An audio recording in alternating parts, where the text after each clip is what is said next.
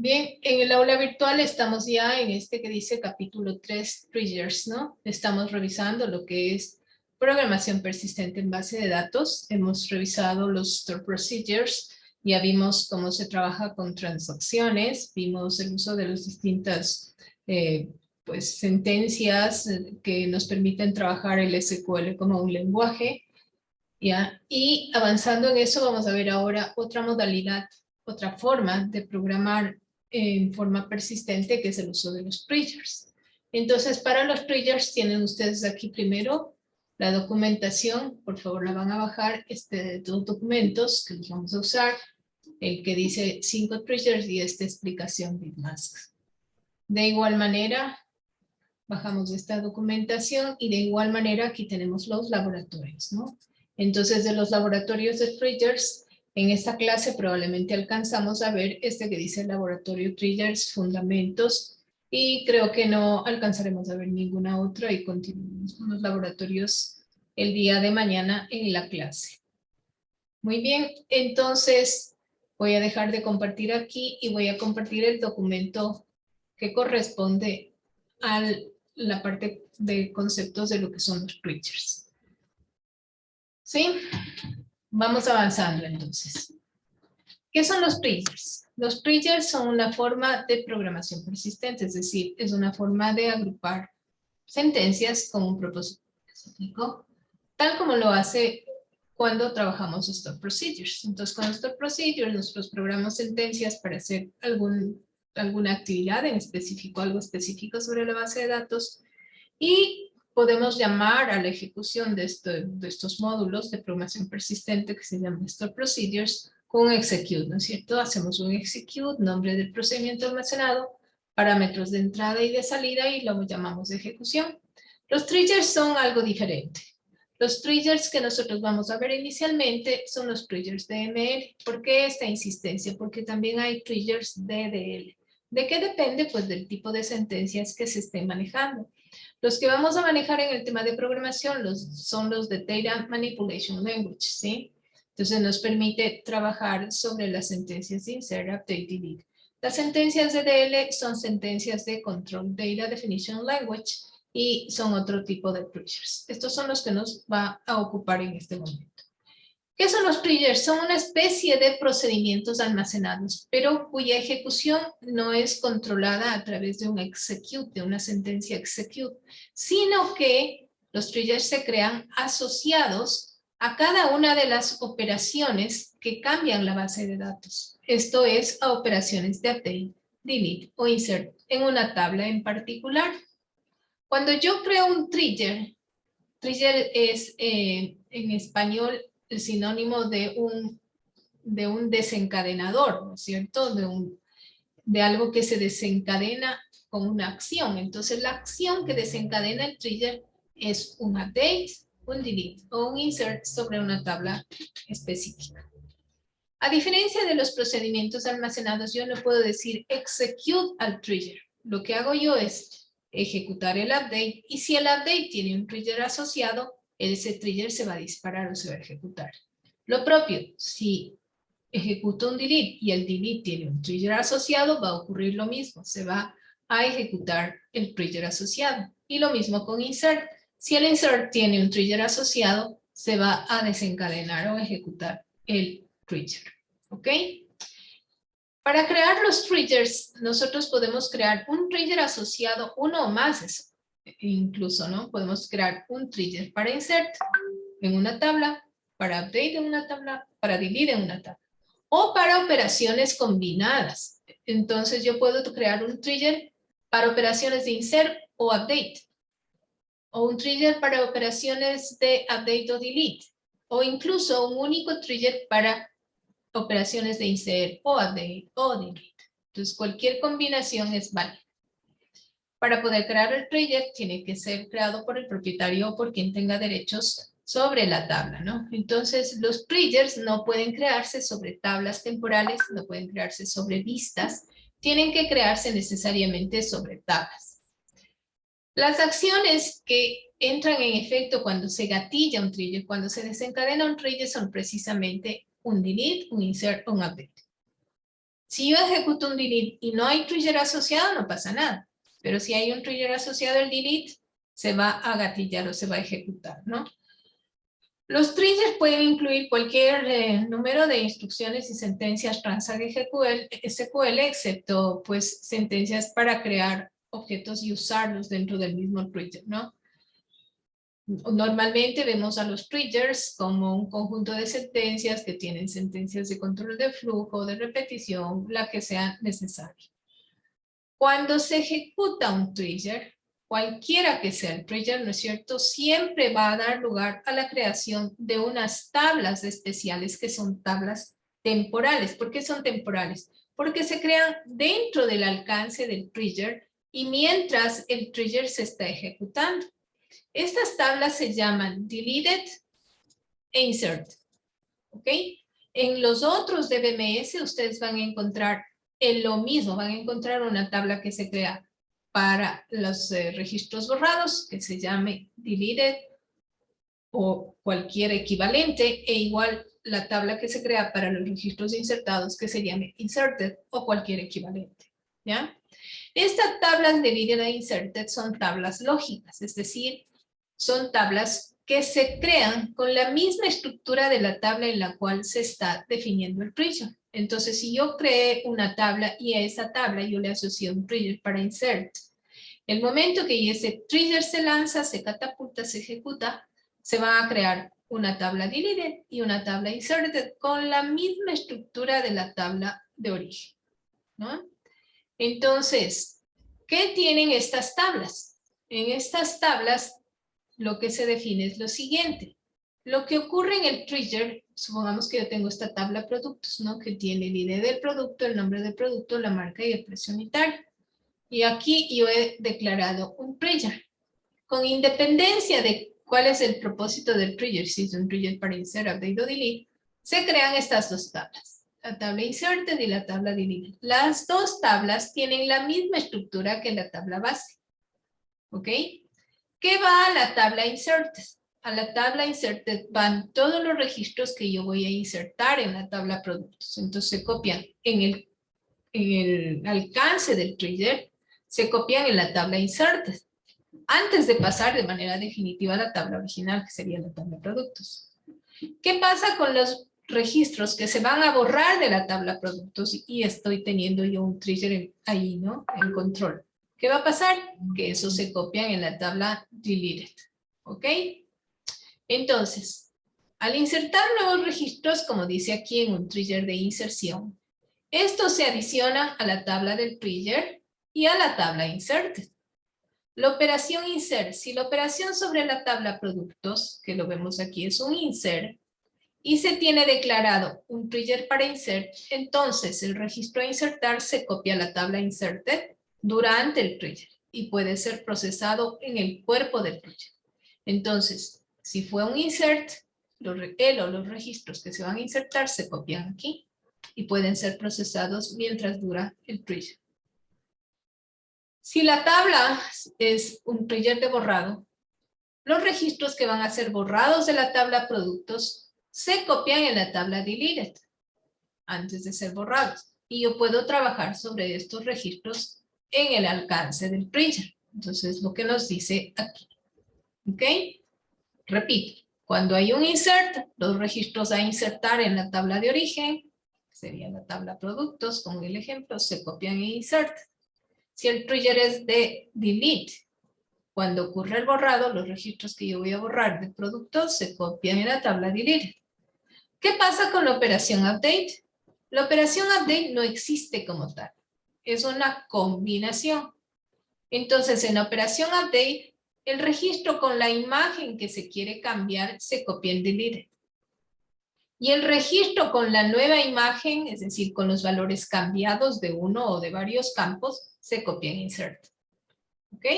Entonces, la operación update hace esto. En inserted se copia el registro con los nuevos valores en los campos. O sea, el registro a insertar con los nuevos valores actualizados se copia en inserted. Y en delete se copia el registro que voy a sustituir, el registro que tiene los valores actuales, ¿cierto? Entonces no existe una operación de update. El update se produce con estas dos operaciones. Se borra, aquí debe decir deleted, se borra el registro viejo que aparece en deleted y se inserta el registro nuevo y aparece en inserted. ¿De acuerdo? Entonces, para que no nos confundamos, aquí va esta tabla, la tabla deleted. ¿Ok? Esta es la tabla que va aquí. La voy a poner para que no nos confundamos. ¿Ya? Entonces, esta tabla es deleted y esta es la tabla inserted. En inserted el registro nuevo con la imagen nueva, como con los valores de los campos, tal como van a quedar. Y en deleted los registros viejos, ¿no? Los que yo voy a sustituir. ¿Bien? Para verificar si se actualizaron campos en un trigger, yo voy a trabajar con dos funciones. La función update, que trabaja para probar si el valor de una columna de la tabla fue cambiada. Y la función columnsUpdate, updated de esta forma, que me permite verificar si varias columnas fueron cambiadas al mismo tiempo o si una o varias de esas columnas han sido cambiadas. Sobre esto haremos un ejercicio concreto y vamos a ver cómo aquí utilizamos un patrón de bits binarios para poder revisar si es que alguna de las columnas que yo quiero verificar, que si cambiaron o no de valor, han sido cambiadas. ¿Ok? Otras consideraciones además sobre los triggers es que hay que tener siempre en cuenta que el trigger se asocia a una tabla. No hay triggers en el aire. Siempre los triggers se crean asociados a una tabla, ¿no? Evidentemente los triggers se crean sobre la base de datos actual. Algunas acciones del trigger pueden estar asociadas a varios triggers. Entonces yo puedo tener triggers de insert y update, ¿no es cierto? Y los puedo combinar en un mismo trigger. Cuando se activa un trigger, los resultados se devuelven a la aplicación que llama el trigger, igualito que en los procedimientos almacenados. ¿De acuerdo? Un trigger lo que va a hacer es una acción concreta ligada a la operación de origen, a un set, a un update o a un delete. Pueden crearse múltiples triggers, puede haber triggers de insert, también de update, también de delete, puede haber más de un trigger de insert. ¿Cómo ocurre en este momento? Que los triggers se van ejecutando en la secuencia en la que fueron declarados o asociados a la tabla. No es muy frecuente, de hecho, que tengamos más de un trigger de alguna de las operaciones, pero podría ocurrir. También se puede dar el caso de los triggers anidados. ¿Cuándo son anidados los triggers? Cuando yo dentro de una tabla, yo creo un trigger de insert, por ejemplo. Y dentro de las operaciones se van a hacer en trigger de insert, yo actualizo otra tabla. Y esa segunda tabla tiene a su vez un trigger de update. Entonces, se actualizó el trigger en la inserción de la primera tabla. Dentro de ese trigger se hizo una actualización, una segunda tabla que a su vez tenía un segundo trigger. Y así de esta forma se pueden ir anidando los triggers. ¿Ya? Vamos a ver ya en nuestro laboratorio los ejercicios sobre triggers, ¿de acuerdo? Entonces voy a dejar de compartir aquí y me voy a pasar al SQL en donde tenemos abierto nuestro ejercicio de laboratorios. Este sería el archivo que dice laboratorio triggers fundamentos, ¿no? Ese es el que está abierto aquí. Les doy un momento para que ustedes todos puedan estar sobre lo que estamos revisando y podamos continuar con la grabación. Me indican, por favor. Bien, esto que está aquí copiado y que ustedes no lo tendrán así, está más abajo, ¿no? Entonces lo pueden copiar en la parte de arriba también para que lo tengan igual. Está aquí. Entonces lo que he hecho yo es copiarlo. No lo borré de aquí para que ustedes puedan tenerlo y subirlo acá arriba. ¿Estamos? Bien. Entonces, lo que hemos visto ahora, ¿no? Estamos viendo triggers de Data Manipulation Language. Estos triggers son sobre las operaciones de manipulación de datos, que son insert, update y delete. Hemos visto que durante el trigger se crean dos tablas conceptuales. La tabla inserted, a donde va a parar el registro que va a ser insertado en la tabla. Pueden ser uno o más. Y en la tabla deleted, a donde va el registro que va a ser eliminado de la tabla. Recuerden que un trigger siempre se crea asociado a una tabla. Eso no ocurre con los store procedures. Los store procedures son libres, ¿no? Se ejecutan sobre cualquiera de las tablas que yo llame dentro del store procedure, hace cualquier cosa. Pero los triggers, en cambio, se ejecutan asociados a la operación de insert, update o delete sobre una tabla en particular. Cuando se produce una operación de insert, el registro a insertarse está en la tabla inserted. Cuando se produce una operación de delete, el registro a insertarse va a la tabla deleted. Y si la operación es update, lo que se hace es borrar la imagen del registro actual e insertar la imagen del registro nuevo. Es decir, es una combinación de borrado, inserción, el update, ¿ya? Entonces, la imagen del registro actual que va a ser borrado está en deleted y la imagen del registro nuevo que va a ser insertado está en inserted. ¿Bien? Entonces, vamos a ir a ver aquí en PAPS, que los tenemos todos, y las vamos a ver aquí en la base de datos, ¿no? Vimos en las bases de datos que nosotros teníamos aquí algo que dice programmability. ¿Sí ven? ¿Ya? Y aquí tenemos nuestros triggers. Déjenme ver si los tenemos por aquí. Aquí lo debemos tener en tablas. Y en las tablas, vamos a ver dónde está creando esta tabla. Titles. Entonces vamos a ver la tabla titles. Ya. No se crea, miren, aquí en Programmability están los Store Procedures y también estarán los triggers de base de datos, los triggers de DL, que no es lo que estamos creando nosotros porque estos triggers más bien le corresponden al administrador de la base de datos. ¿Dónde estamos creando nosotros los triggers y dónde van a aparecer? Es dentro de los objetos propios de cada tabla. Entonces, en este caso, por ejemplo, que yo voy a crear aquí un trigger sobre la tabla Titles. En la tabla Titles se puede ver que existe este trigger que se llama ins Titles. ¿Ya? Aquí está el trigger ins Titles. Entonces, vamos a ver si existen o no existen triggers en la base de datos actual. Ya sabemos nosotros que es el sysobjects, ¿no es cierto? Es la tabla que tiene todos los objetos sobre la base de datos. Y vimos que en el campo type teníamos el acrónimo TR para representar los triggers. Entonces, si yo le hago correr aquí a este select, me va a mostrar todos los triggers que están creados sobre la base de datos PAPS. Y pues tenemos dos triggers, ¿no? Employee inst PD y tenemos este inst title, tal como pueden verlo ustedes aquí. Entonces, yo le voy a borrar a ese porque realmente tiene ese nombre, déjenme verlo, inst titles, ¿ok? Así se llama este triggers, que es el que yo quiero crear en este momento, le voy a poner ese nombre y lo voy a borrar. ¿Ya? Entonces, miren, aquí dice, si existe un objeto que se llame instTitles y que sea del tipo trigger, borra el trigger. ¿Okay? Entonces, lo voy a borrar aquí. ¿Ya? Si yo actualizar aquí, pues me va a decir que ya no existe ese trigger. ¿Ya? En triggers ya no va a aparecer, como pueden verlo. ¿Ya? Y luego yo voy a crear. Aquí yo le voy a crear con otro nombre al trigger, ¿no? Pero iba a hacer las mismas funciones que el instTitle. Ahora este trigger yo le voy a poner anuncio, ¿sí?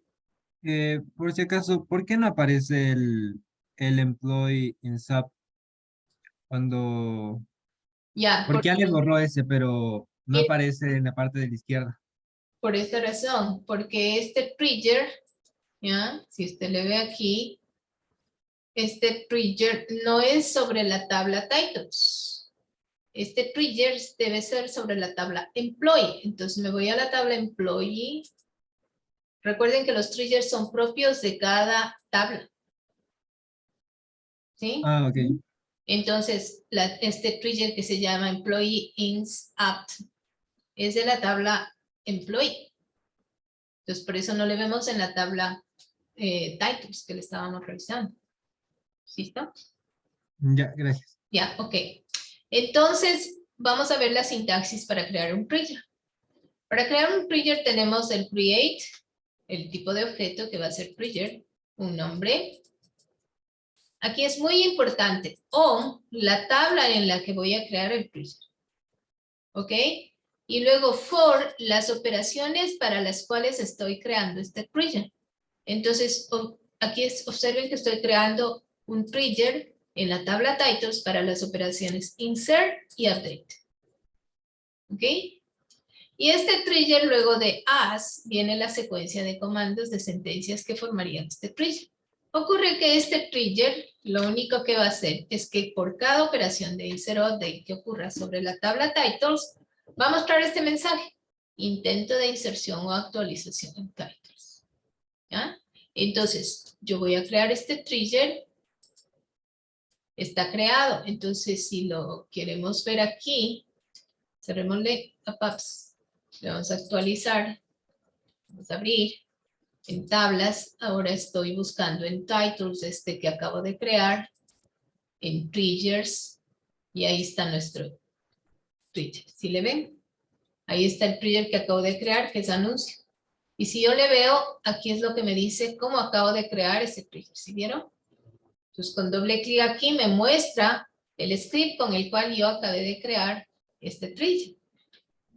Lo voy a cerrar aquí. ¿Sí ven? Entonces me está mostrando que este es mi trigger. ¿Estamos de acuerdo? Ya. Ahí lo veo el trigger. Entonces, cada vez que yo inserte o actualice la tabla titles, esto va a pasar el control a este trigger que está guardado aquí a estas sentencias y se van a ejecutar. ¿Ok? Entonces, yo aquí estoy actualizando la tabla titles, estoy cambiando el valor del campo YT de sales, le estoy subiendo un 10% para el título ID que se llama BU1032. Entonces, si queremos constatar esto, cualquier operación de actualización de la tabla titles va a catapultar el trigger, ¿no? Entonces, le voy a pedir que me muestre ordenado por title ID y vamos a ver. Entonces, aquí pueden ver ustedes el campo 7 de sales de BU1032, que es el primero, es 4095. A ese le voy a, no le multipliquemos, subémosle 10, ¿ya? Entonces aquí le voy a poner más 10. Entonces está en 4095 y le voy a sumar 10. ¿Estamos de acuerdo? Este es lo que voy a hacer como update. Entonces, una vez que yo corra esta sentencia va a catapultar el trigger. Eso yo no lo veo. Yo no digo ejecute el trigger. Yo digo ejecute el update. Y el update tiene asociado un trigger. Entonces, el trigger se catapulta solo, ¿no? Se ejecuta solo. Entonces, miren, ejecuto el update, ¿ya? Y este es el mensaje que me está mostrando el trigger. ¿Ya? Evidentemente, pues el update se hace, ¿no? Se realiza. Aquí está con 4105, le subí 10 a 4095. Entonces, se ejecutó el update. El update es como si entrara, se ejecutara el update, le pasara el control al trigger y volviera. ¿De acuerdo? Eso lo hace de manera automática. Entonces, aquí miren que he probado con una operación de update. Si yo hiciera una operación de insert en titles, de igual manera se catapultaría la ejecución de este trigger. ¿Ok? Bien, estos triggers son pues triviales, no me sirven de mucho, ¿no es cierto? Yo lo voy a borrar ahora al trigger que se llama anuncio. Lo voy a borrar en este momento. Lo acabé de crear, ahora lo borro, ¿no? Entonces, aquí yo podría actualizar para que quede que en la tabla de titles este momento ya no tengo ningún trigger, como pueden ver. ¿Ok? Ahora sí voy a hacer un trigger con algún propósito. El principal uso de los triggers es este que les voy a mostrar. Cuando yo quiero verificar lo que se llaman reglas de negocio, generalmente implica ir a hacer una operación en una tabla, pero previamente consultando el valor de otra tabla, verificando alguna condición en otra tabla, etcétera, ¿no? Cosas que no lo puedo hacer con un simple check, por ejemplo, decir en este campo el valor no puede ser más de, puede estar entre 5 y 100, o El valor tiene que corresponderse con este patrón de caracteres, cosas así. Eso lo puedo hacer con check, pero las reglas de negocio no las puedo controlar, sino a través de estas operaciones de programación. Entonces, para explicarles lo que voy a hacer en el uso de un trigger en este momento, vamos a recordar un poco lo que pasa con las tablas de jobs y la tabla de employee, ¿ya? Para eso nos vamos a ir a la diagrama de la base de datos de PABS que le tenemos guardado. Espero que ustedes lo tengan. Entonces lo vamos a abrir. Y vamos a ver ahí qué es lo que pasaba entre la tabla jobs y la tabla employee. ¿Ya? Acá están esas dos tablas. Entonces observen. La tabla employee, recuerden que estamos con un ejemplo en los Estados Unidos, tiene la información de los empleados, un ID del empleado, su first name, su inicial e intermedia, su apellido, last name. El job ID es la clave foránea para indicar cuál es el job que desempeña ese empleado. La tabla de jobs, por su parte, tiene el job ID, que es el código del job, una descripción del trabajo, o sea, el nombramiento, y tiene estos dos campos, min LBL y max LBL. Hemos explicado muchas veces esto, ¿no? El sueldo que se registra en los Estados Unidos es un sueldo por hora. El sueldo por hora asociado a un job ID específico está entre un mínimo valor y un máximo valor. Entonces, cuando yo le pongo el job ID al empleado y le pongo aquí en el campo job LBL el valor de sueldo por hora que va a recibir el empleado, la regla del negocio dice que este valor que va a aparecer en el job LBL debe estar entre el mínimo y el máximo para el job ID respectivo. ¿Ok? Entonces, que si a una secretaria puede ganar entre 15 y 60 dólares la hora, pues este valor, si es que ella es una secretaria, este valor tiene que estar entre 15 y 60 dólares la hora. Es mi regla de negocio. ¿Ok? Entonces, aquí yo le pongo el valor por hora que va a ganar esa persona, pero mi regla de negocio es que no puede ser menor que el mínimo para ese cargo, ni mayor que el máximo para ese cargo. ¿De acuerdo? Luego, los otros campos son la editorial en la que trabaja y la fecha de contratación. ¿Queda claro? Pasándome acá entonces, miren aquí yo voy a ver la tabla employee con la tabla jobs. Voy a reemplazarle con un join para juntar las dos tablas. Siempre prefieran un join con una condición Word de múltiples tablas. Entonces aquí yo estoy viendo el empleado, el job que tiene, el salario, el job LBL por hora que tiene, el mínimo valor y el máximo valor en el job ID respectivo, ¿no? De ese empleado. Entonces cuando yo muestro esto, eso se cumple, mire. Entonces, para este empleado que tiene el job ID 13, gana 35 y 35 está entre 25 y 100. ¿Ya? Les voy a ordenar por job para que se pueda ver. Order by job ID.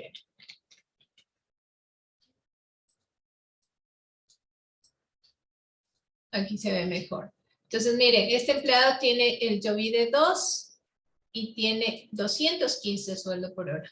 Pero el job ID 2 puede pagar entre 200 a 250 por hora.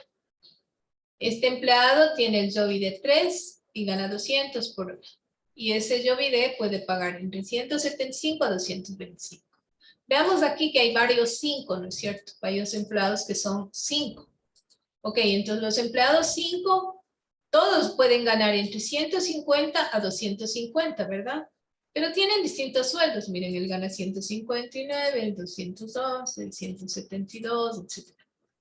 ¿Sí? ¿Está entendido el concepto? ¿Lo entienden al concepto, por favor? Porque si no entienden al concepto, no podemos entender qué va a hacer el trigger. ¿Está claro? El trigger va a controlar que cada vez que yo inserte un registro en empleado o yo cambie valores en la tabla de empleado, no rompa esta regla de negocio, de que si inserto el valor que le ponga al job LBL, esté entre el mínimo y el máximo del job ID que tenga ese empleado.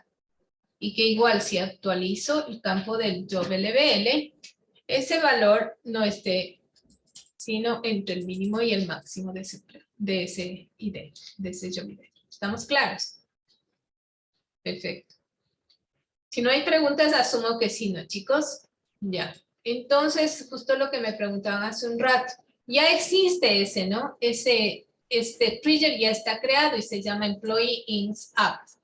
Pero para volverle a crear, yo lo voy a borrar. Entonces, aquí yo digo si existe en la tabla de SysObjects un objeto que se llame Employee Ins App, cuyo tipo sea tr de trigger. Si existe, bórrele, ¿no? Entonces ahorita le voy a borrar el objeto para poder volverlo a crear. ¿Estamos de acuerdo? Bien, hasta aquí lo llevamos bien, ¿no? Entonces, si es que lo vemos aquí en Employee, en Triggers, ya no debemos tener ninguno, porque acabamos de borrar el que había ahí, que lo mostramos hace un momento. ¿Estamos claros? Y ahora sí voy a crear mi trigger.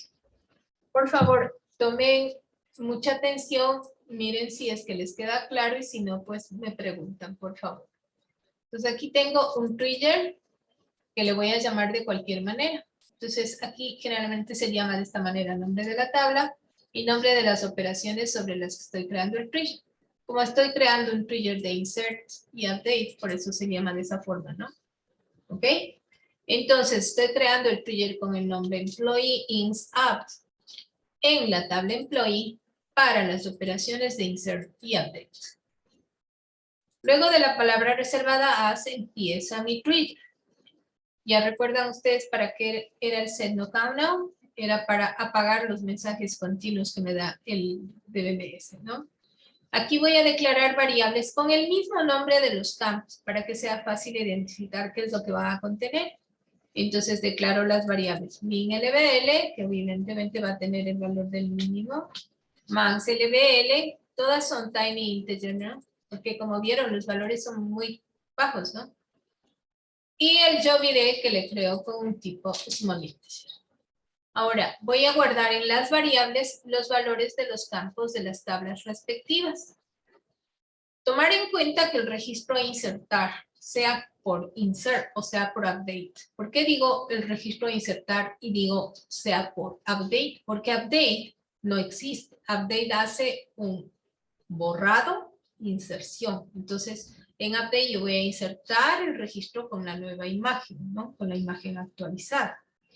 Entonces, el registro a insertar, sea que la operación fue insert o update, está en la tabla insert.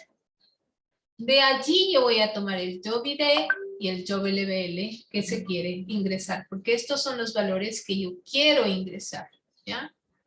Entonces, como pueden ver aquí, en la variable min LBL, copio el valor min LBL del campo min LBL, max LBL, lo propio, el campo max LBL, mLBL va a ser el job LBL, porque lo voy a tomar del empleado, ¿no? De la tabla jobs. Aquí el job ID también del inserted, y es el alias para el inserted. Y estoy uniendo dos tablas. La tabla inserted, que es donde está el registro que yo voy a insertar, con la tabla jobs. Entonces voy a sustituir esto por un join. ¿Ya? Entonces la tabla inserted tiene el registro que voy a insertar y la tabla jobs pues tiene los valores del mínimo y máximo de ese job ID, ¿cierto? Entonces tomo estos valores. Ahora sí que lo guardé, pregunto si el job ID es igual a 1. Con el job ID 1 ocurre algo bien interesante. Me voy a salir un ratito de aquí y voy a irme para acá arriba a hacer esto, ¿no? Verán. Y yo muestro el valor de jobs. Ocurre que para el job ID 10, el job ID 10, el job ID 10, perdón, el job ID 1 se llama, la descripción dice nueva contratación, trabajo no especificado. Dice new hire, job not specified. ¿Ok? Y el mínimo, al igual que el máximo, es 10. Aquí es 10 y aquí es 10. ¿Cuál podría ser el valor que le ponga a un empleado que va a tener el job ID 1? Necesariamente 10, porque el mínimo es 10, el máximo es 10, el único valor posible es 10. ¿Ok? Entonces, por eso hay este control de aquí. Entonces dice, si el job ID del empleado que está en el insert, es decir, esperando a ser insertado, en la tabla insert, que es de donde saqué. Si el job ID es 1 y el MLBL, que me guardé el valor que le quiero poner al job LBL. Si el MLBL es distinto de 10, yo le digo, para el job ID 1, siempre el MLBL debe ser 10. Entonces aquí pongamos, no, debe ser 10. ¿Ok? Y para poder mostrar, esto solo se hace porque en este momento estamos en un tema académico, ¿no es cierto? Pero ya cuando usted escriba el trigger no va a poner esto, ¿ok? A menos que lo esté depurando. Entonces, yo aquí digo, el job ID 1 espera el nivel 10. Digamos que no es el nivel, ¿no? Digamos el job LBL 10. ¿De acuerdo? Es el nombre del campo. Le digo cuáles son los registros que están en la tabla de inserted y que me imprima cuáles son los registros que están en la tabla de deleted y no le permito avanzar. No le permito que grabe el registro que está en la tabla inserted. Por eso hago un rollback transaction. ¿Ya? Ahora, como es lógico suponer, ustedes me van a decir, ¿y dónde está el begin transaction? ¿Ya? ¿Se acuerdan ustedes que cualquier operación en SQL, cualquier operación como esta, viene con algo que nosotros no vemos? Viene aquí de manera transparente con un begin run y termina con un commit run. Estas son las transacciones de confirmación implícita. Esto nosotros no lo vemos. Pero cuando aquí catapulta un trigger, este begin run está vigente. ¿Ok? Entonces, ese es el begin run que yo estoy, le voy a poner así como en líneas, porque esto no lo vemos nosotros, es transparente. ¿Ok? Esa es la transacción a la que yo hago mención aquí, por eso le digo rollback transaction, porque estaba yo insertando un registro. Entonces le digo no inserte porque no cumple la regla de negocio. La regla de negocio dice que si el job ID del registro a insertar es 1, el MLBL tiene que ser 10. Le digo rollback transaction. En caso contrario, si no se cumple que el valor que está en la variable MLBL, ¿cuál es ese valor? En la variable MLBL está de la tabla inserted el campo job LBL, o sea, el valor por hora que le quiero dar a ese empleado. Le digo, si el MLBL no está entre el min LBL y el max LBL, estos valores los capturé aquí, ¿no es cierto? De la tabla jobs, o sea, min LBL, aquí está, min LBL y max LBL. ¿Ok? Le digo, si no está entre esos dos, hay error, ¿no es cierto? Entonces voy a usar esta sentencia que se llama raise error para que me muestre con modificadores de formato los valores, ¿no? Entonces es como en el lenguaje C. Entonces yo le digo aquí, el nivel para el job ID tiene el modificador de formato que se junta con este job ID. Debería estar entre este valor, que es el min LBL, y este valor, que es el max LBL. El resto, este 16.1, son parámetros, digamos que de facto, ¿no? Que me dicen que el error va a ser un rango 16, gravedad 1, ¿ya? Le digo eso, le muestro cuáles son los registros que están en inserted, volteando toda la tabla inserted, y le digo cuáles son los registros que están en deleted, volteando toda la tabla deleted. Y además, hago lo mismo que arriba, no le dejo insertar. ¿Por qué no le dejo insertar? Porque no está cumpliendo la regla del negocio. ¿Ok? Y le hago el rollback. Entonces, cuando yo ya tengo escrito el trigger, yo puedo crear mi trigger, ¿no? Entonces voy a crear de aquí. hasta acá. Ese es mi trigger. Lo voy a crear, entonces mando ejecución hasta que se crea mi trigger, ¿ok? Una vez que se crea el trigger, ustedes lo pueden ver aquí. Nuevamente actualicemos. En la base de datos PAPS, en la tabla Employee, el trigger asociado es este Employee. Y si ustedes le dan doble clic aquí, van a obtener una ventana con el código que nosotros acabamos de insertar para la creación de ese trigger. Bien, entonces ese es el trigger que acabamos de crear. Vamos a ver ahora, ya está creado el trigger. No pasa nada, porque yo no ejecuto el trigger. ¿Cómo se prueba el trigger?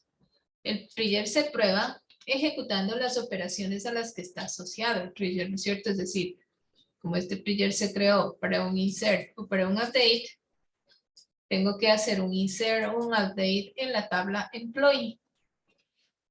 Cada vez que yo haga un insert, va a verificar si en el campo JobLBL le estoy poniendo un valor correcto para sueldo. Cada vez que haga un update, va a verificar que si estoy actualizando el campo JobLBL, que es el sueldo por hora, esté correcto, esté entre el mínimo y el máximo. Entonces, yo voy a ver aquí este empleado y vamos a ver lo siguiente. Este empleado se llama Ana Cruz o Aria Cruz. Ana, ¿no? Ana Cruz. Este empleado tiene un tiene un Joby de 10 y tiene un Job LBL de 87. Entonces, si le vemos, veamos el director, Jobs. Entonces, miren los Jobs. Para el ID 10, el job LBL tiene que estar entre 75 y 165, ¿ok? Entonces, como este empleado tiene el job ID 10, 75, 185 es correcto, ¿no? Porque tiene 87, ¿ok? Entonces, aquí yo le digo, muestre en job ID el valor que tiene este empleado, pues va a ser lo mismo. Voy a mostrar que es un empleado con un job ID 10, cuyo mínimo y máximo valor es 75 a 165. ¿Y cuánto tiene el empleado? Tiene 87. ¿Nos queda claro esto? Este es un registro que está cumpliendo la regla. Ahora, ¿qué pasa si yo hago un update de ese empleado? ¿No? Y le digo que me ponga el valor en 200. ¿Puede o no puede? ¿Puede o no puede, chicos? ¿No puede? No puede, ¿no? Porque puede estar entre 75 a 165, ¿es correcto? Si yo le digo al empleado de ID tal, póngale el Job LBL en 200. ¿Podrá o no podrá? No debe poder, ¿cierto? Y ahí es en donde interviene el trigger. Entonces, miren, como le estoy haciendo un update, este registro insertado va a estar la imagen vieja, que es esta, lo que tengo en este momento, va a estar en deleted. Y en inserted va a estar este registro, pero aquí con el valor que le quieren poner, que es 200. Y vamos a ver si me permite o no hacer la transacción. No me debe permitir, debe hacer un rollback, ¿ok? Entonces, miren, hago el update, como el trigger ya está creado, ¿ya? Miren lo que me dice, ¿ok? Me dice los resultados, miren, aquí me mostró el registro inserted, que era este con 200, el registro en deleted, que era este con 87. ¿Dónde está eso? Si lo vemos, está aquí, ¿no? No era un yo vi de uno, vino por aquí, entonces me mostró los registros en inserted y me mostró este es el que quiere insertar. Registros en deleted, este es el que quiere borrar. Y en mensajes, ¿no es cierto? Me dijo, el nivel para el yo vi de 10 debería estar en 75 y 165. Me mostró eso y simplemente deshizo la transacción. ¿Cómo sé yo que deshizo la transacción? Fácil, porque este empleado no se actualizó. la update no se hizo. Ok, el trigger hizo el rollback. ¿Sí ven? Entonces, yo solo corrí este update. El chequeo lo hizo el trigger asociado. Eso sería con un chequeo. ¿Está entendido? ¿Preguntas, chicos? Probamos con update. ¿Qué pasa si ahora probamos con insert? Entonces yo voy a insertar en la tabla de empleados en los campos de MIDEF, el name, el name, el job ID, el job level, el PAV ID y el hire date, ¿no? Aquí están los valores. Con Paz María le voy a decir el job ID es 1 y el valor del job level está en 5. ¿Ok? Y eso no puede ser porque vimos que el valor para el job ID 1, que es nueva contratación, debía ser siempre 10, ¿verdad? Eso lo vimos hace un rato. Entonces, miren, cuando yo quiero insertar este registro, va a correr el mismo trigger, pero va a venir el control por acá, ¿no? Va a decir, si el job ID es el 1 y el MLBL no es 10 porque es 5, me va a imprimir los registros de insert, de delete y me va a decir rollback transaction. Si es que la operación es de insert, ¿qué está en delete? Nada. Si la operación es de delete, ¿qué está en insert? Nada. Solo si la operación es de update, tengo en inserted la imagen como quiero que quede el nuevo registro y en deleted la imagen del registro que estoy reemplazando o borrando. ¿Vale? Entonces ahora sí corro esto y es lo mismo, ¿no? Vamos aquí, me muestra lo que está en inserted, que es esto. Esto es lo que quiero insertar. En deleted obviamente no hay nada. Y luego me dice el job ID 1 espera el job LBL 10. ¿Se insertó ese registro? Pues no se insertó este registro. Entonces si yo voy, se llama el registro que quería yo insertar, no aparece, ¿no? Como pueden ver ustedes. El registro que quería insertar, Paz María, debería aparecer primero, no está. ¿De acuerdo?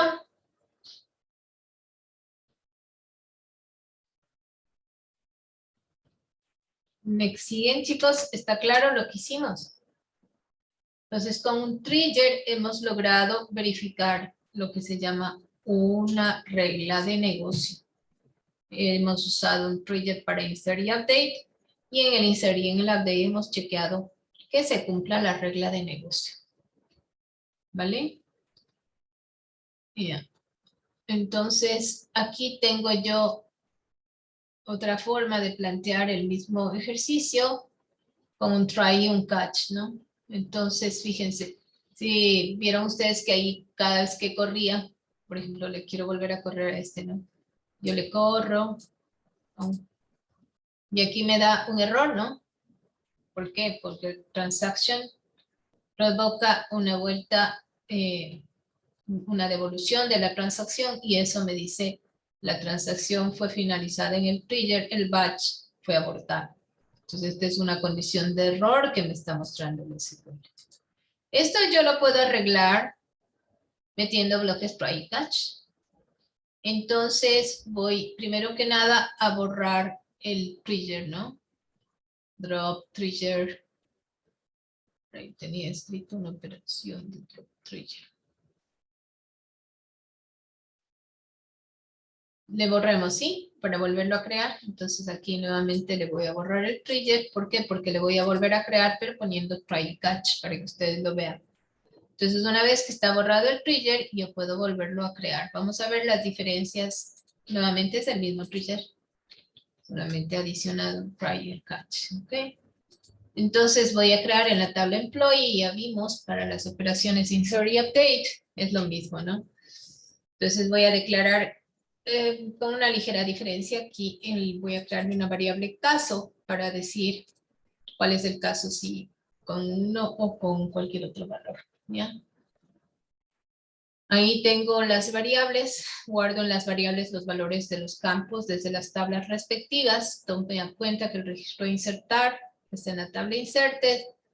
Y de ahí tomo el valor JOBID y JOBLBL, ¿no? Que es lo que sí quiero ingresar. Entonces tomo los valores, los guardo en las variables. Aquí nuevamente, preferible con join. Oh, ¿ya? ¿De acuerdo? Ahora, si JOBID es 1 y el MLL diferente de 10, el caso es 1 para mí. Y le digo simplemente raise error. El JOBID debería estar debería ser 10, ¿no? El JOBID para 1 debería ser 10. Es todo lo que saco aquí. Y por else, si el MLBL no está entre el mínimo y el máximo, entonces mi raise error dice el nivel debería estar entre min LBL y max LBL. Y termina. ¿Ya? Aquí termina mi bloque try. ¿Dónde empecé el bloque try? Acá. ¿Ya? Aquí termina el bloque try. Este raise error me manda al catch. Entonces en el catch, si el caso es igual a 1, para el JOBID 1, siempre el MLBL es 10. Yo le digo el JOBID 1, espera el JOBLBL 10. En caso contrario, digo el valor del JOBLBL no está entre los límites y muestro los registros en inserted y deleted. Muestro estos valores y aquí es donde hago el rollback transaction. Aquí, dentro de este bloque catch. Como está controlado, ya no me va a dar el error. ¿Ok? Entonces, voy a probar nuevamente lo mismo que arriba, miren. Pero ahora mando el update, que sé que no se va a hacer. Y simplemente me dice una fila afectada, ¿no? No me dice nada más. Ay, Dios. Miren que aquí acabo de hacerlo porque no creé el trigger. ¿Cuánto estaba este valor, chicos? 175 era, ¿no? 87, si no me equivoco. 87, ya, gracias. Es que le mandé a actualizar antes de borrar, antes de crearle el trigger. Ay, 87, ¿cierto? Ya. Entonces, volvámosle a la condición original, ok. Ya. Ahora sí, creamos el trigger. Entonces, creo el trigger desde aquí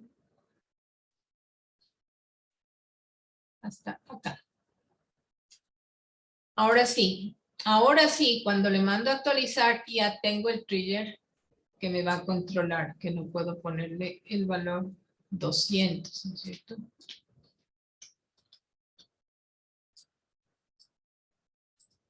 Listo. ¿Ah? Entonces, ¿qué me dice aquí? El resultado es este. ¿Qué me dice aquí?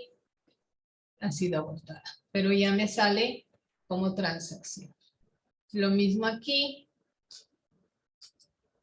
¿Ah? Ya tengo el resultado. ¿De acuerdo?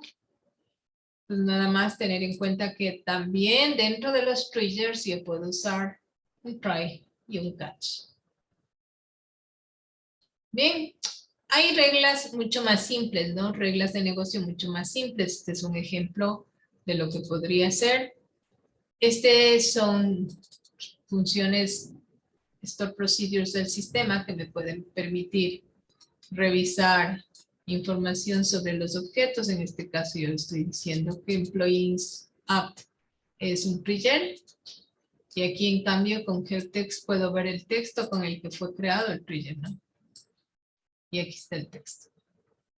También lo puedo ver directamente desde la ventana, desde el árbol.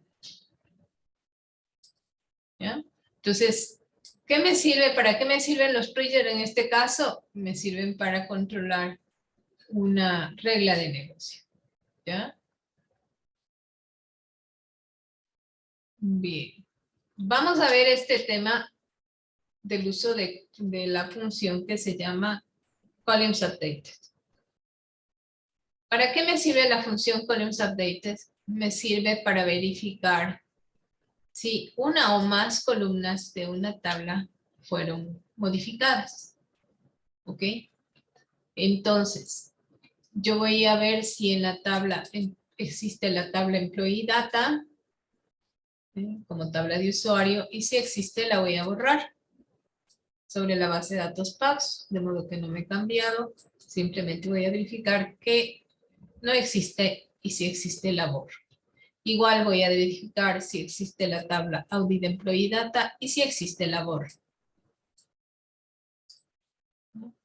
Y ahora voy a crear estas tablas para trabajar el ejemplo de algo que se hace con los triggers también, que es el control de auditoría sobre un sistema crítico.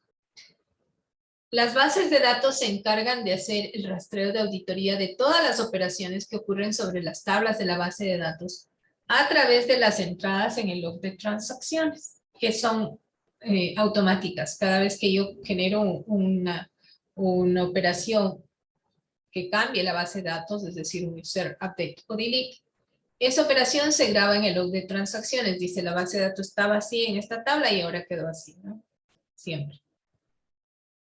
Pero puedo requerir en un determinado momento mantener una auditoría de control de acceso y de manipulación de las tablas de misión crítica. Entonces ese es el ejemplo que les voy a mostrar que se puede hacer usando triggers, ¿ya?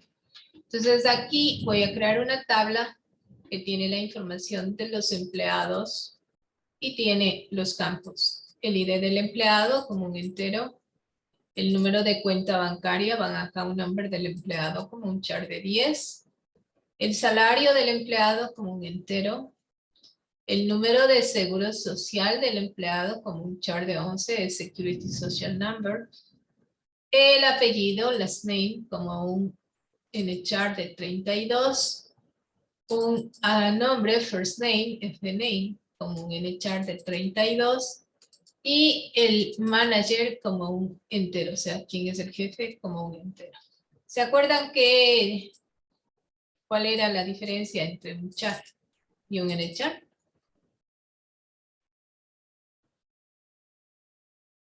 En su momento lo repetimos varias veces. ¿Alguien? Era de que en char el que es de 11 sí o sí tiene que ser de 11. En cambio en el otro puede, no sé, ser de 15, 20. No, esa es la diferencia entre char y varchar. Si yo digo char de 11 y digo varchar de 11, significa que en char de 11, si yo grabo el apellido Paz, va a usar 3 caracteres de los 11. Y si digo varchar de 11, no importa lo que tenga, en char va a ser fijo, siempre va a ser de 11. Si digo varchar de 11, si solo uso 3 caracteres, va a tener de 3 hasta 11 caracteres. ¿Okay? La diferencia entre char y varchar. Ahora estoy diciendo la diferencia entre char y nchar. ¿Sí lo sabían? Son caracteres en cualquier idioma. Exactamente, ¿no es cierto? Aquí es caracteres del set ASCII y aquí son caracteres del Unicode. Entonces, ¿dónde puedo poner caracteres chinos, del alfabeto alemán, tal? Aquí. ¿De acuerdo? Por eso hay nchar y hay nvarchar, con el mismo propósito. Vale. Entonces, voy a crear esta tabla. Y ahora voy a crear esta otra tabla. En esta otra tabla voy a utilizar tipos de datos que aún no hemos usado. ¿Ok? Hemos usado los tipos de estándar, los tipos base del SQL. Pero ahora voy a usar en esta tabla que se llama Audit Employee Data, voy a usar tipos especiales.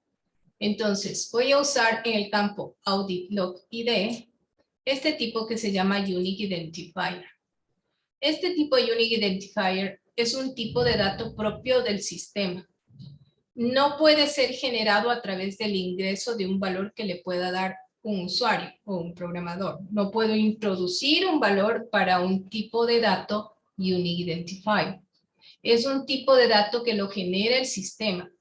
La única manera que se tiene de obtener un valor para un campo de este tipo es a través de esta función NewID.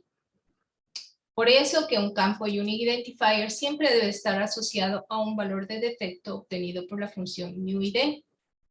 ¿Qué es Unique Identifier? Lo van a ver ustedes luego. Es un valor alfanumérico, ¿sí? Generado con base al MAC address de la máquina. Es un valor imposible de sustituir, ¿sí? Es imposible de volver a duplicar. O sea, aquí yo le estoy poniendo un nivel altísimo de seguridad a este campo que va a ser el identificador de mi registro de auditoría. ¿Vale? Ya le vamos a ver luego cómo luce el valor Unique Identifier. Repito, un Unique Identifier yo no le puedo dejar sin esto. ¿Ok? No puedo quitarle esto, porque la única manera que tengo de ponerle valor es que lo haga el sistema a través de esta función. Bien. Luego voy a tener yo este campo LogType. En este campo LogType yo le digo que va a ser un char de 3. ¿Cuál es el propósito de esto? Cada vez que se inserte un registro en el employee data, ¿no? De un registro que se inserte, yo voy a guardar cuidado de que la información de estos 3 campos, que son de información crítica, no sea alterado por alguien que no tenga permiso. Entonces, cada vez que se cambie el valor de bank account number, que es la cuenta bancaria del empleado, o el salario, o el número de seguridad social, yo voy a guardar un rastreo de auditoría que me diga qué usuario lo hizo y cuándo lo hizo, cuál era el valor que tenían antes del cambio y en qué valor lo dejó. ¿Vale? Entonces aquí voy a guardar 2 registros. Por eso es char de 3. Voy a guardar aquí con la palabrita old o LD de viejo en el inglés cómo estaba el registro. Y voy a poner aquí new, NW de nuevo en inglés, para ver cómo quedó el registro. ¿Vale? Entonces cada vez que se haga una actualización aquí del employee data, yo voy a guardar 2 registros. Un old, el viejo, y un new, el nuevo. ¿Vale? Y luego en el audit employee data voy a guardar cuál fue el registro afectado. Para saber cuál fue el registro afectado, digo cuál fue el empleado, que estaría con este valor. ¿Cuál es el empleado? Y grabo los valores de los campos que se llaman de valor crítico, ¿no? Entonces los que voy a cuidar que se cambien. El número de cuenta bancaria, el salario, el seguro social. Entonces creo un campo por cada uno de ellos. El número de cuenta bancaria, el salario y el seguro social. ¿Ok? Entonces hasta aquí un identificador para el registro y los campos de misión crítica que voy a proteger. Proteger en el sentido no de que voy a impedir que se cambie el valor, sino en el sentido de que voy a guardar un rastreo de saber quién cambió ese valor. ¿Ah? Luego voy a usar otro campo, Audit User, con otro tipo de dato que no hemos usado hasta ahora, que es este tipo sysname. Cuando yo tengo un campo de tipo sysname, yo puedo usar varios valores por defecto del sistema para llenarle, ¿no? En este caso yo voy a utilizar el valor por defecto que me da esta función, SUSERASsign. ¿Qué es lo que me entrega esta función? Esta función me entrega el nombre del usuario que en este momento está realizando la operación sobre este registro, ¿no es cierto? El que está ingresando información sobre el registro que está siendo actualizado. El usuario que está conectado a la sesión. También sirve este, username, sirve así. Pero si es el supervisor el que hizo el cambio, no le va a grabar. Entonces, para que le grabe también al supervisor, al que tenga permisos de supervisor, le incluyo aquí ese username. Entonces, me va a grabar incluso si es el supervisor el que está realizando el cambio. ¿Ya? Y por último, la fecha en la que fue cambiado es un datetime, fecha y hora, y va a llenarse, como ustedes ya saben, con el valor proporcionado por la función getDate. ¿De acuerdo? Entonces, vamos a crear estas 2 tablas. Primero creamos la tabla Employee Data. Ya está creada. Voy a crear la tabla Audit Employee Data. Y ahora sí voy a proceder con mi trabajo, ¿no? Entonces mi trigger viene así. Mi trigger se llama Update, UPD, Employee Data. Está creado sobre la tabla Employee Data, sobre esta tabla, para la operación de update. Y este verifica lo siguiente. ¿Qué es lo que hace este? Verifica si la operación de update está afectando cualquiera de las columnas 2, 3 o 4. ¿Cuáles son las columnas 2, 3 o 4? La columna 1 es esta, la 2 es esta, la 3 es esta y la 4 es esta. Si la 2 es bank account number, la 3 salary y la 4 security social number. Entonces, aquí están las columnas, ¿no es cierto? Dice, voy a verificar si cualquiera de las columnas 2, 3 o 4 ha sido actualizada. La 2 es el número de cuenta, la 3 es el sueldo anual y la 4 es el número de seguridad social. Si alguna de estas columnas o todas estas columnas, 2, 3 o 4, han sido cambiadas, ¿sí? Se va a crear un registro de auditoría. Es decir, se va a grabar un registro en la tabla Audit Employee Data. Realmente se van a grabar dos registros, ¿no? Una imagen del old y una imagen del new registro. Para hacer esto, para poder verificar si es que alguno de esos campos fue afectada, se va a trabajar con esta función, columns update. Esta función trabaja con un operador binario contra un número que identifica un patrón de bits. ¿Qué es eso del patrón de bits? Este patrón de bits o máscara de bits, bitmask, se calcula en binario de esta manera. Se calcula con los valores en potencias de 2 de cada uno de los lugares o de las columnas que yo estoy cuidando que hayan sido actualizadas. Entonces, esto va así, ¿no? Esta columna es 2 a la 0. Esta columna es 2 a la 1. Aparece aquí. 2 a la 1 más. Esta columna que sigue es la 2 a la 2. ¿No es cierto? Entonces aparece aquí más 2 a la 2. Y esta, esta es la 2 a la 2. Y esta es 2 a la 3.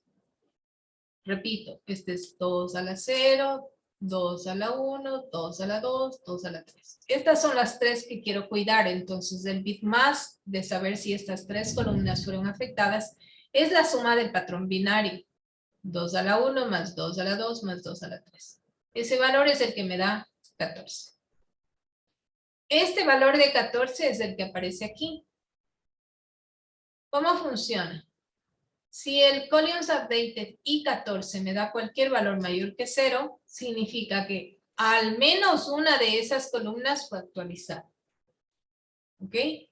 No me importa si se actualizó una, cualquiera de ellas, dos de ellas o las tres. De cualquier manera, este columns updated con 0 me va a dar un valor, con el AND, me va a dar un valor mayor que 0. ¿De acuerdo?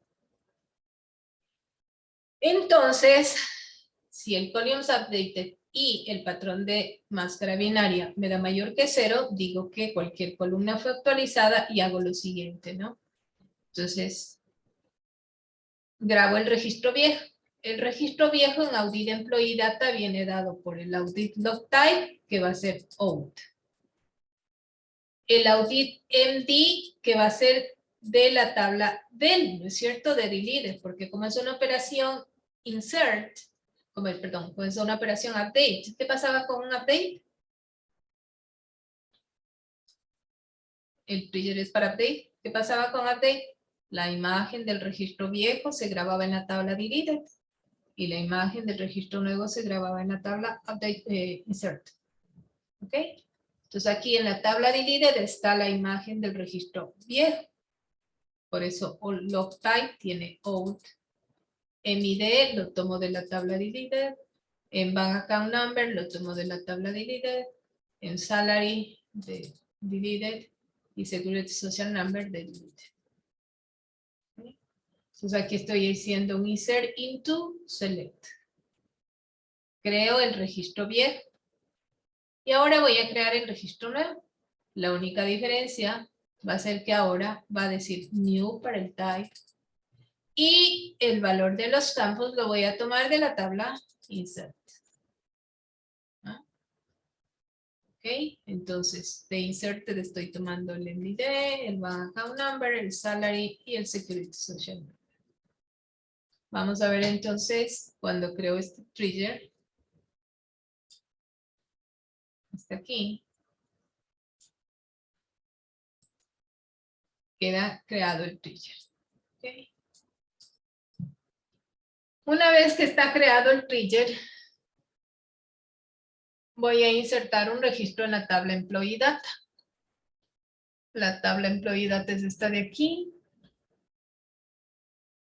El trigger de auditoría es sobre update en la tabla Employee Data, es decir que insertar un registro en la tabla Employee Data no pasa nada. Entonces cuando inserto este registro, le vamos a ver aquí en la tabla.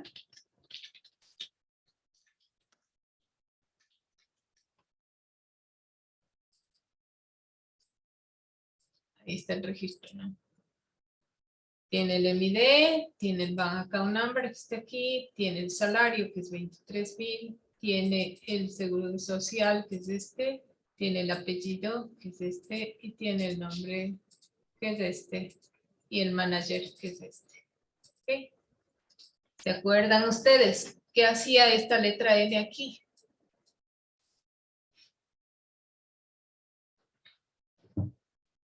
¿Por qué está? ¿Se acuerda alguien?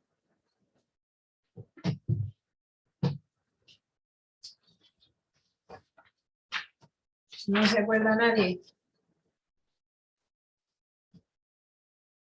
Chicos. Les decía yo que esto se pone solo por seguridad, para que el sistema sepa que lo que viene a continuación es una cadena de caracteres. Que si no lo pongo no pasa nada. ¿Ok? Entonces pudo haber estado así, que no pasaba nada. ¿Ok? Hasta aquí estamos. Entonces, ¿qué tiene en este momento la tabla Employee Data? Tiene este registro. ¿Ya? El propósito del trigger es que si yo quiero actualizar cualquiera de los campos que estoy cuidando, ¿no? Que serían el Bank Account Number, el salario o el Security Social Number. Si la actualización se hace de uno de estos campos, de dos de estos campos o de tres de estos campos, se va a lanzar el trigger y el trigger me va a guardar una auditoría del cambio. Va a decirme cómo estuvo el registro viejo, va a decirme cómo está el registro nuevo, quién lo cambió, cuándo lo cambió, cuál era el valor anterior y el nuevo. Entonces, mire, voy a actualizar el salario. El salario que está en 23,000 para el empleado 101, yo le quiero poner en 51,000. Esta operación, desde luego, se va a ejecutar, ¿no es cierto? Antes que esto, veamos el Employee Data. Si ustedes le ven el Employee Data en este momento, está vacío, ¿no es cierto? Con el update, se va a llenar el Audit Employee Data. ¿Por qué se va a llenar?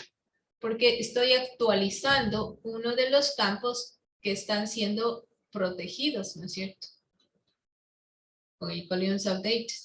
El Columns Updated está viendo que que se actualicen los campos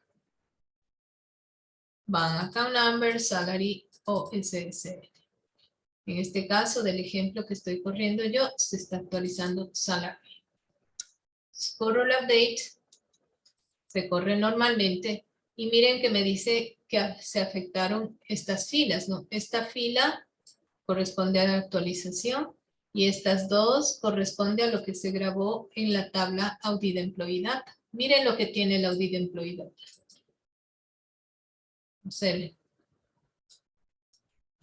Este es el valor del campo Unique Identifier, que como ustedes pueden ver es un valor que no lo puede poner un usuario.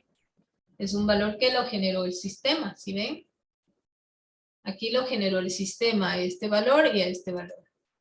Y aquí me está mostrando el registro viejo, old, que dice que el empleado era el 101, que tenía esta cuenta bancaria, que tenía un sueldo de 23,000, este valor en el Security Social Number, que el usuario que trabajó fue mi nombre y en qué fecha realizó el cambio. Este es el old, cómo estaba, y este es el new, cómo quedó. Me dice ahora con este otro Unique Identifier que el nuevo registro quedó del empleado 101 con el mismo número de cuenta bancaria, pero aquí se cambió el salario, ¿verdad? No se cambió el Security Social Number. ¿Quién lo cambió? Este usuario y en qué fechas. A ustedes evidentemente les saldría aquí el nombre de su usuario. ¿Estamos?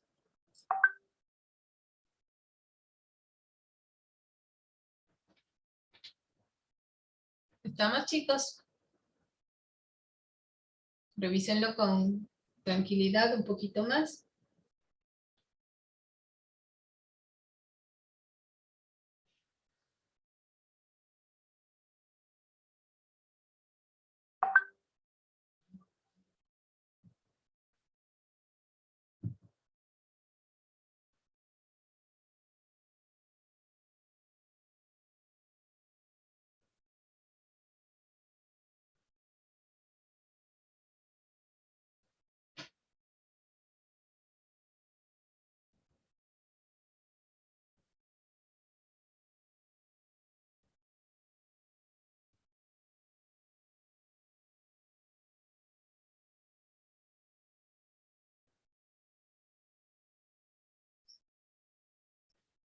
¿Cómo está?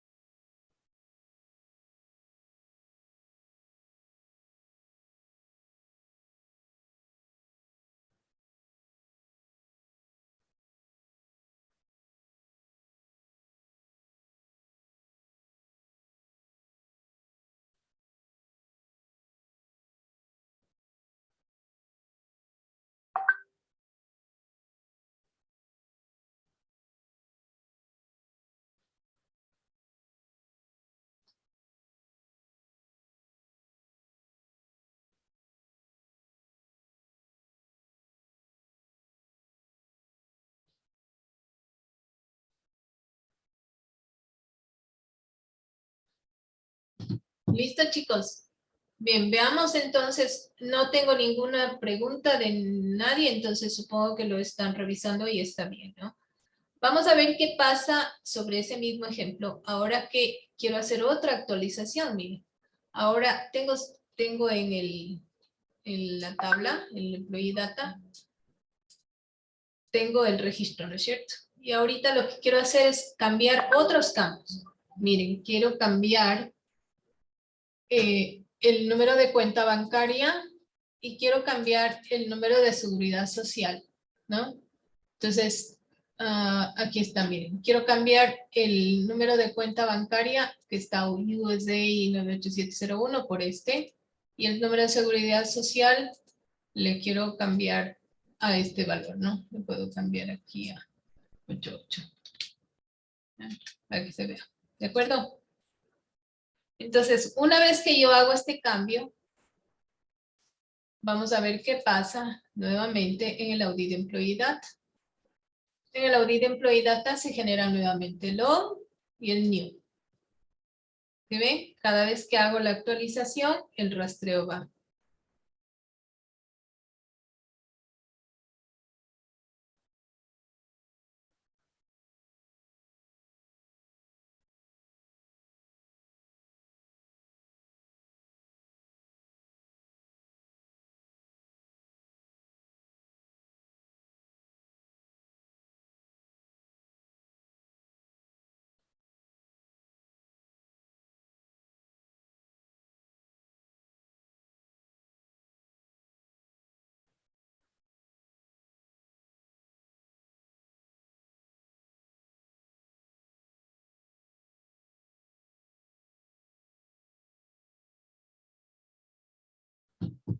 ¿Lo vieron, chicos?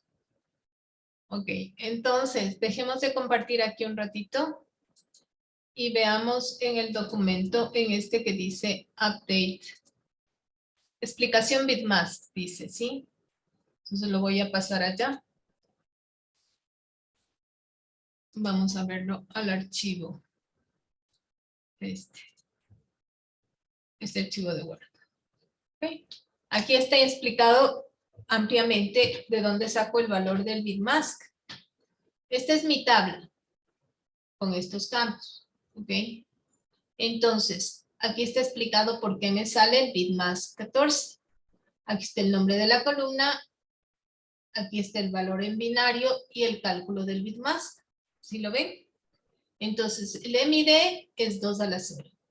El bank account number es 2 a la 1, el salary en secuencia, ¿no? Es 2 a la 2, el MSSN es 2 a la 3 y así sucesivamente, ¿verdad? ¿Cuál es el valor en binario de cada una de esas posiciones? 2 a la 1, 2 a la 2, 2 a la 3. Estos son los 3 campos que yo estoy cuidando. ¿Ya? Entonces lo que hago es yo sumar los valores de cada uno de esos en el bitmask, el valor binario. Entonces, 2 más 4, 6 más 8, 14. Ese es el valor del 14. Cuando se cambie el valor de las columnas, el respectivo bit de la columna aparece con el valor 1 y se realiza la operación lógica AND con el valor bitmask obtenido sumando el valor binario de las columnas que se desea verificar si cambia. Entonces, si yo digo aquí, if columns updated y 14, que es el valor que escogí, y digo es mayor que 0, indica que se cambió el valor de alguna de las columnas controladas con el bitmask. Entonces, eso se ve aquí. El bitmask es 14, significa esto, ¿no? ¿Ok? Esto en binario, pues es 2 a la 1 más 2 a la 2 más 2 a la 3, que suman 14. ¿Ok? Si yo solo cambié esta columna, ¿ya? 1 y 1 da 1. Entonces el valor me va a dar 2 a la 1, que es 2, y es mayor que 0. Si ven que cualquiera de estos que se cambie en 1, cualquiera de estos que se cambie a 1, con el AND me va a dar 1 abajo. Y siempre me va a dar valores mayores a 0. De esta forma yo voy a saber que una o varias de esas columnas fueron cambiadas. Si el ejemplo es de la columna SSN, pues el 1 está aquí, el valor sería 4, es mayor que 0. Si sería de las dos columnas que cambié, el valor sería 2 a la 2 más 2 a la 4 y el valor sería mayor que 0. 2 a la 3, ¿sí? Pues aquí está muy bien explicado qué es lo que ocurre. ¿Estamos? Si es que se cambiaran los 3 columnas, también el valor sería mayor que 0. El valor daría 14. ¿Qué pasa si yo estoy trabajando con una tabla que tiene más de 8 columnas? Pues para ello está este link, ¿no? Ahí yo puedo ver cómo trabaja el column updated para más de 8 columnas. Realmente es muy simple, así que ustedes lo pueden consultar. Entonces, esto les explica qué es lo que ocurrió con el bitmask. Pueden leerlo más en detalle.